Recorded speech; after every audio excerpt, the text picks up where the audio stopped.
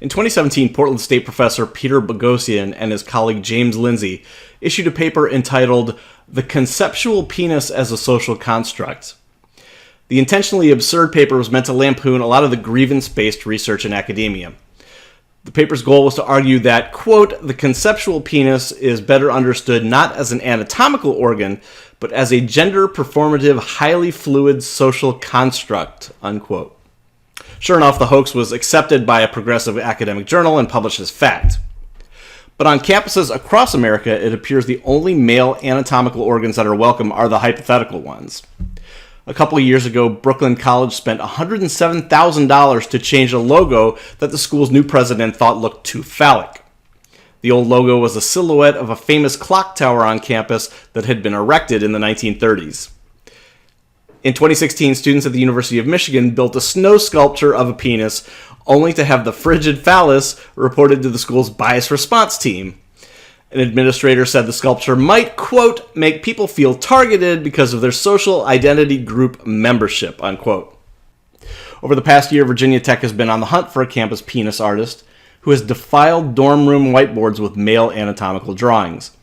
In August, after 2 female roommates found penises drawn on their dorm whiteboard, the university followed up several times to make sure the students felt, quote, "safe about the whiteboard situation," unquote.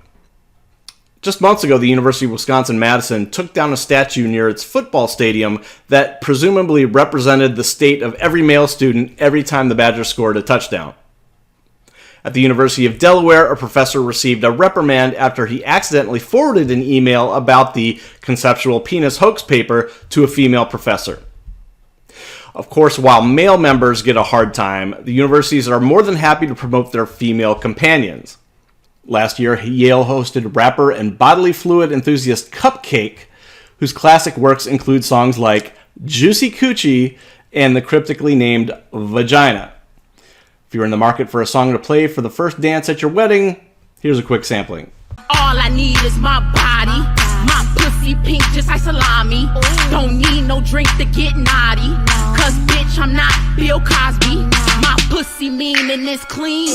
I'm not a squirter, I cream. Keep it smelling like baby wipes. I never smell like sardines. Ew. Last September, George Mason University held a sex carnival that featured a giant inflatable vagina into which students could toss pink beanbags. And just a few years ago, the University of Cincinnati hosted an event where dozens of large photographs of vaginas were posted around campus as part of a student-sponsored, quote, re-envisioning the female body exhibit. Look, all this stuff is gross, and for centuries, students managed to learn all about their bodily functions without student organizations just trying to be edgy.